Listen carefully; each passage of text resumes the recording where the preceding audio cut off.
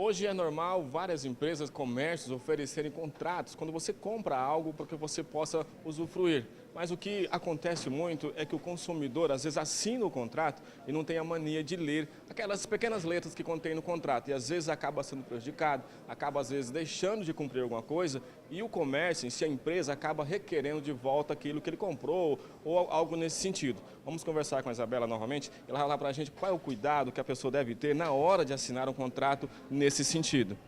Olha, eu acho, Mário, tenho certeza, com base dentro do CDC, que o PROCON orienta que o consumidor, antes de mais nada, em caso de contrato, de forma geral, é que ele leia.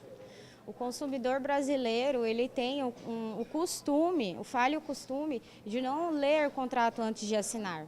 Então, o que acontece? O contrato, ele é válido, ele pode sim ter cláusulas que elas estão passivas à nulidade, mas antes de tudo, em atenção maior, ele precisa saber o que está escrito no contrato. É um absurdo, por exemplo, a quantidade de reclamações que nós temos de um consumidor que chega aqui e fala que está sofrendo lesão em base de alguma prestação de serviço que ele adquiriu ou de algum produto que comprou e que teve que assinar contrato e que tem cláusulas abusivas. E aí, o que a gente pergunta primeiro no atendimento? O porquê que o senhor assinou o contrato se não concordava? Ah, eu sou analfabeto, eu não tenho como ler, eu não sei escrever, eu não sei ler. Como que ele vai assinar? Então, aí é onde a gente já se vê também sobre a empresa. Como a empresa faz uma contratação, aliás, oferece, né, a prestação de serviço mediante um contrato ou um produto para uma pessoa que não está apta para poder responder por si só. Então, são muitas questões a se analisar. O consumidor, ele tem todo o direito de ler o contrato com calma, entender o que está escrito lá de fato. Também tem o costume que eu falo que é um costume brasileiro, que é um falho costume do consumidor confiar muito no que a pessoa que está oferecendo a contratação do serviço e não prestar atenção no que está escrito, e às vezes não bate, né, o que a pessoa fala com o que realmente está escrito. Então, o que nós vamos questionar? Você fez um contrato de forma oral ou de uma forma contratual que é dentro da lei? Se você assinou, o contrato é o que vale. Então, consumidor, quando tiver alguma dúvida, procure primeiro ler o contrato com calma, se não tiver total certeza do que está mencionado no contrato ou se desconfiar de alguma coisa, pode vir ao PROCON se orientar antes, né? Mas não faça nada se não tiver certeza.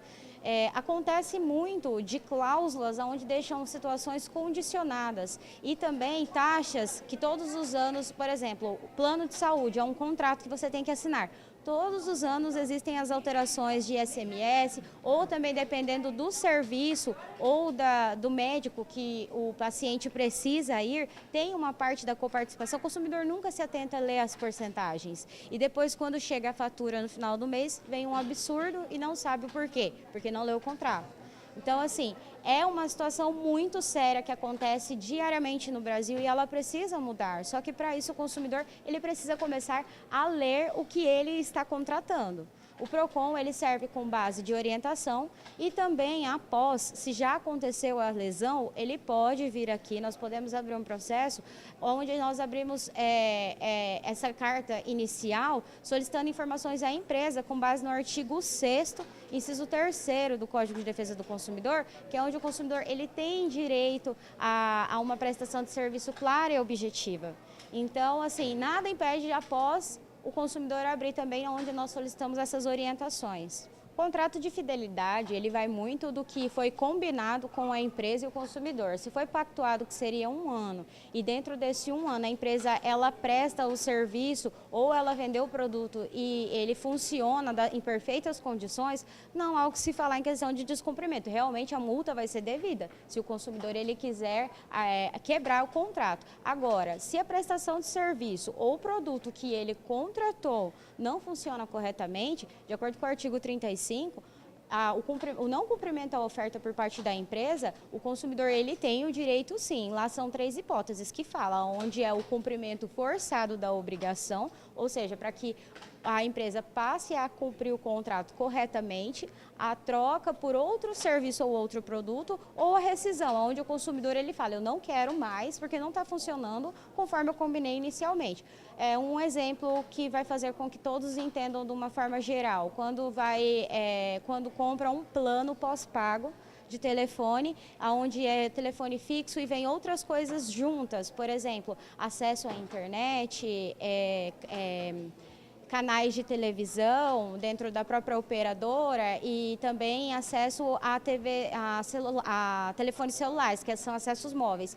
E a internet ela não está funcionando corretamente. Foi oferecido tantos gigabytes e ele não alcança. O consumidor tem um teste que dá para fazer na internet, que ele vê que não alcança, muito lento. Então, assim, é um descumprimento, né, da oferta, do que foi oferecido. Então, o consumidor, se ele quiser quebrar, ele não está quebrando o contrato, ele está rescindindo porque foi a empresa que quebrou o contrato. Então, não há que se falar infidelidade nem multa nessas situações. Agora, só é concreto, né, devido quando cumpre perfeitamente, o consumidor é que realmente desiste e já não quer mais. Não existe arrependimento nesses casos.